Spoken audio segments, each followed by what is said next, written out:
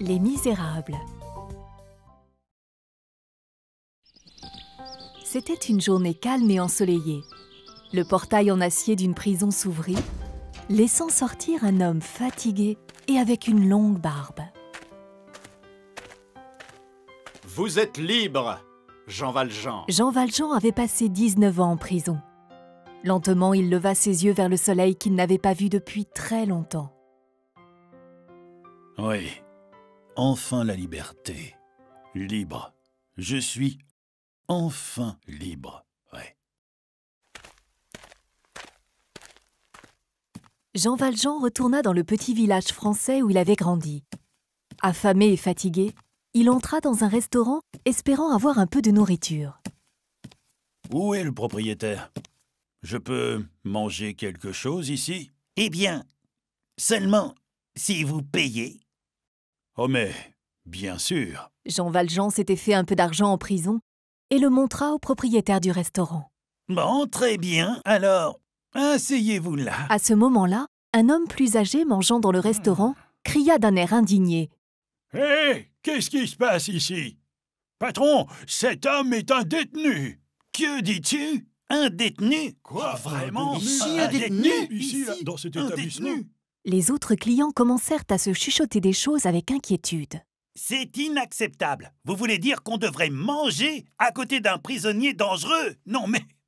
Eh bien, puisque c'est comme ça, je m'en vais immédiatement. Non, restez. S'il vous plaît, finissez au moins votre assiette. Le propriétaire du restaurant hésita, mais finit par demander à Jean Valjean de quitter le restaurant. Je suis désolé, mais vous ne pouvez pas rester ici. Je dois vous demander de partir. Vous portez préjudice à mon restaurant. Sortez! Quelle sale journée! Toujours affamé, Non. Jean Valjean essaya un autre restaurant et fut reçu de la même manière.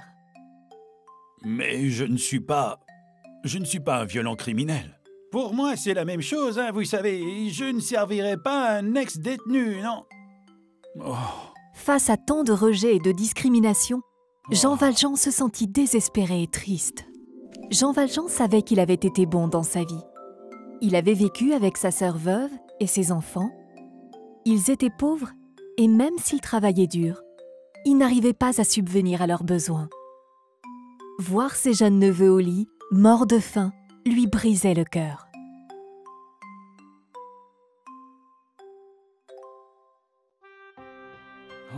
oh, mes pauvres petits.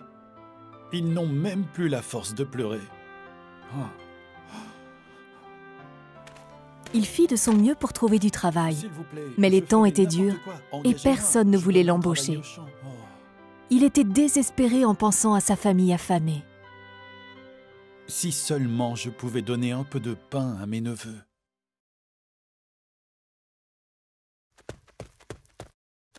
Voleur! Arrêtez-le! Oh, voleur! Avant même de s'en rendre compte, il avait volé un pain et s'était enfui en courant. Il fut rattrapé par la police peu de temps après. Laissez-moi partir. Ma sœur et mes neveux sont morts de faim, s'il vous plaît, monsieur le policier. Comprenez-moi, je ne suis pas un criminel. Inquiet pour sa famille, Jean Valjean avait essayé de s'échapper de prison de nombreuses fois. Chaque fois, il fut rattrapé et sa sentence fut rallongée. Il avait commencé avec 3 ans, qui devinrent vite 10, puis 15 et enfin 19 ans. Jeté de sa ville natale, Jean Valjean erra dans la nuit sous la neige. J'ai seulement volé du pain, car je ne pouvais pas regarder mes neveux mourir. Je ne suis pas un criminel. Usé par la faim et le désespoir, et gelé par le vent froid, Jean Valjean s'effondra dans la rue. Il serait mort de froid si un bon prêtre catholique ne l'avait pas trouvé étendu sur le sol. Réveillez-vous, monsieur, réveillez-vous. Vous allez mourir de froid ici. Oh, aidez-moi. Oh. Quand Jean Valjean reprit connaissance, il pensa à raconter son histoire au prêtre, mais il se retint. Oh, mon père. Non, s'il apprend la vérité, il va me jeter dehors, comme tous les autres. Le prêtre au bon cœur eut pitié de Jean Valjean et lui donna un repas chaud. « Tenez, servez-vous. » Oh, mon père, merci beaucoup. Mangez doucement. Ne vous en faites pas, j'ai plein de nourriture pour vous. Le prêtre était si généreux et bon avec lui que Jean Valjean se sentit coupable. Mon père, je dois vous avouer quelque chose. Je dois vous dire que j'ai commis de terribles péchés. J'aurais dû vous le dire tout de suite. Ne vous inquiétez pas, mon fils. Vous vous êtes repenti de vos péchés et vous avez été pardonné. Vous avez purgé votre peine. Vous êtes libre maintenant et vous pouvez commencer une nouvelle vie. Ne tombez pas dans la haine et le désespoir. Tenez, resservez-vous. Allez, Pendant n'hésitez que pas. le prêtre parlait, C'est pour vous. Jean Valjean avait les yeux fixés sur les assiettes en argent que la bonne avait apportées. Oh. Ces assiettes doivent être en argent véritable. Elles doivent valoir une fortune. Une de ces assiettes vaut sûrement le double de ce que j'ai gagné en prison en 19 ans.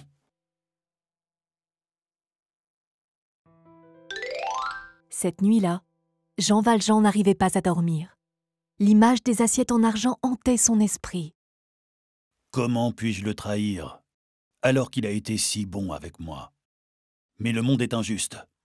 Ce vieil homme survivra sans ses assiettes, mais moi, je travaille comme tout le monde. Et je n'ai rien en échange. Pourquoi ne pourrais-je pas avoir ces assiettes?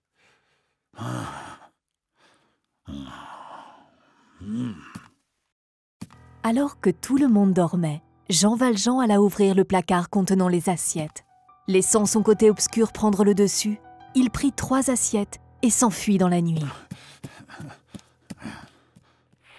Le lendemain matin, la bonne courut vers le prêtre alors qu'il se préparait pour sa messe du matin.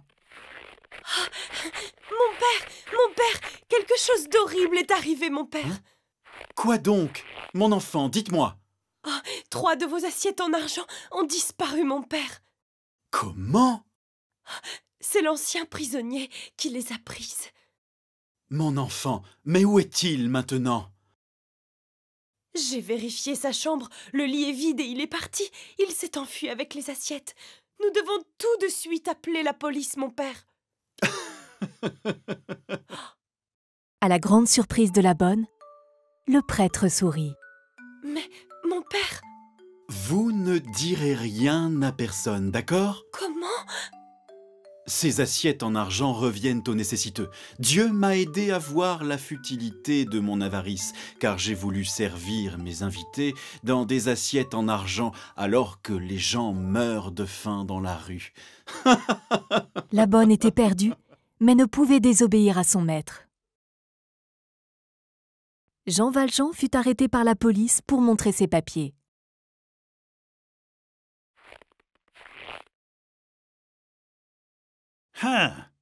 Un papier jaune, vous êtes un ancien prisonnier.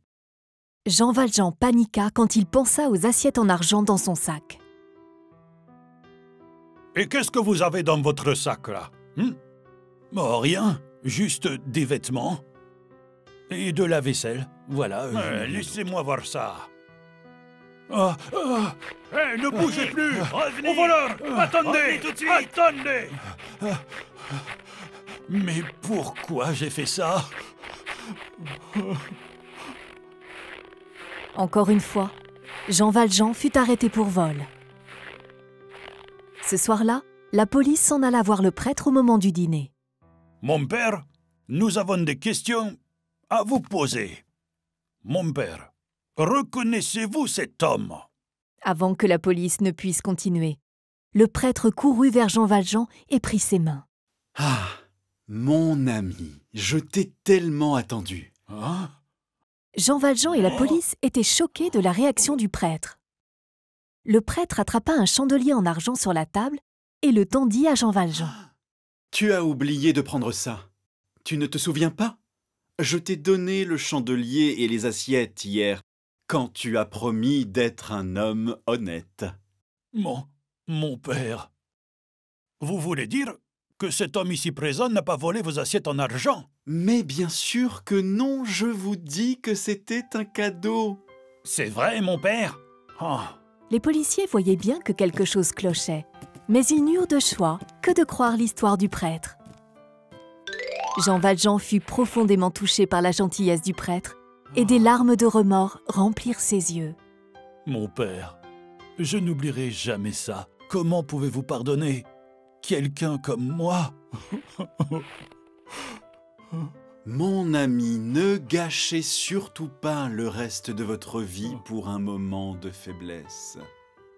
Oh, je garderai vos mots dans mon cœur pour toujours.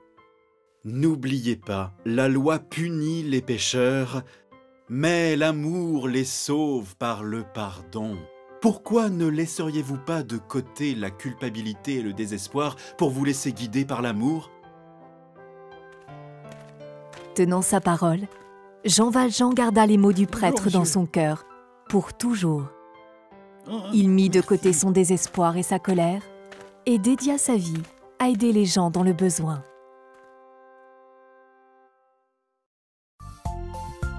Les 3 petits cochons. Papa Longue-Jambe.